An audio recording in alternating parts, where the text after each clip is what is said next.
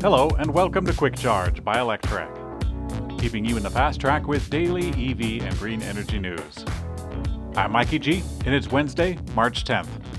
Tesla appears to have a significant lead when it comes to battery cell cost compared to the rest of the auto industry.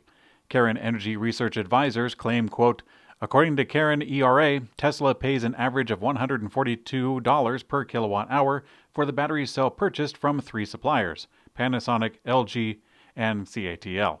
By comparison, GM pays an average of $169 per kilowatt hour for battery cells, while the industry average runs about $186 per kilowatt hour.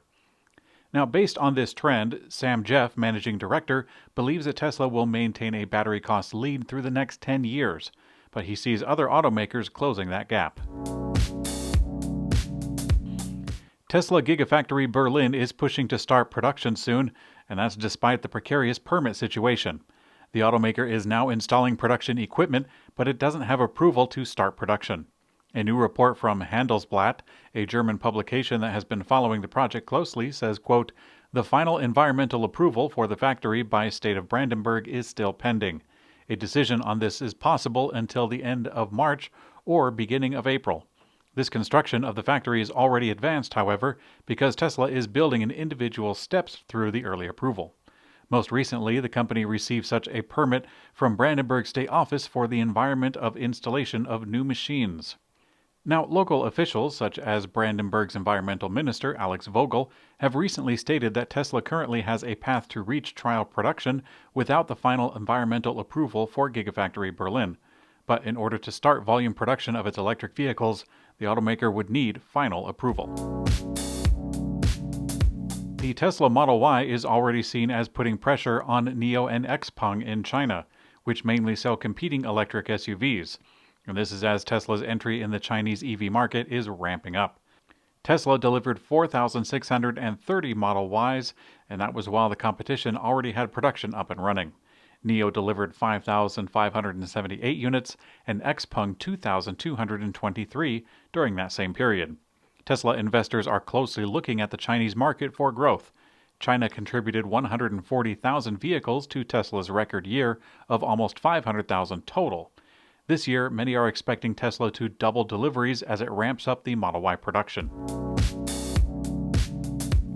Reuters reported in an exclusive that LG is planning to build Tesla's new battery cell at the new factory, and it's going to be either in the US or Europe. LG has never produced such a large cylindrical battery cell, but Tesla has developed a new design manufacturing technique that enables 46mm by 80mm cells. The 4680 battery cell production at a new factory for Tesla would happen in 2023, according to the report. Tesla has indicated that it plans to produce the new battery cell itself at its own factory, but the automaker still plans to purchase battery cells from suppliers, and it has even discussed having suppliers produce its new battery cell designed in-house. Rivian CEO RJ Scaringe tweeted a video of himself surrounded by R1S electric SUVs. In the video, he explains how the second and third row seats fold down and shares a perspective of how much room future drivers will actually have. It's quite impressive, really, especially compared to the briefcase seats that are offered by the Tesla Model Y or the old Model S. The video from Scaringe showcased the design efficiency and innovation to utilize every inch of space. A crucial factor when gearing up and trekking out in the outdoors for days at a time. Toyota released the first teaser images of an upcoming new electric car called the X Prologue ahead of the unveiling next week. Until this, the Japanese automaker had yet to launch an all-electric vehicle outside of China. While there's no indication in the press release that it is an electric vehicle, the image shows a closed-up front grille, which all but confirms that it's going to be electric. Toyota posted the release on its European media site, meaning it could be a Europe-only model. Several automakers have been launching new electric vehicles exclusively in Europe, where regulations are forcing them to have a higher mix of electric vehicles in sales in order to comply with emission standards. Luxury automaker Aston Martin has committed to building 2 battery electric vehicles in the UK, beginning in 2025. The 2 vehicles in development will be a sports car and an SUV.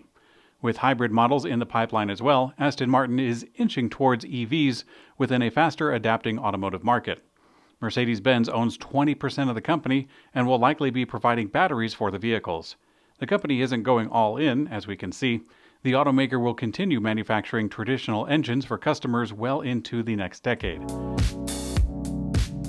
And in Electrek's Green Energy Brief, the Portland Cement Association, which represents 92% of U.S. cement manufacturing, announced an industry-wide ambition to develop a roadmap by the end of 2021 to help its member companies achieve carbon neutrality across the concrete value chain by 2050.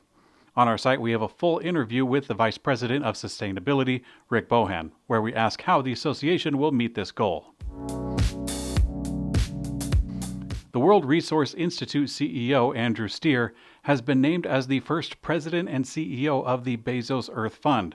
And yesterday, he announced on Twitter that the $10 billion Earth Fund would be spent by the year 2030. He tweeted, quote, "The Earth Fund will invest in scientists, NGOs, activists, and private sector to help drive new technologies, investments, policy change, and behavior. We will emphasize social justice as climate change disproportionately hurts poor and marginalized communities." And in Electrek's personal mobility coverage, Harley-Davidson continues its transition to an electric vehicle maker.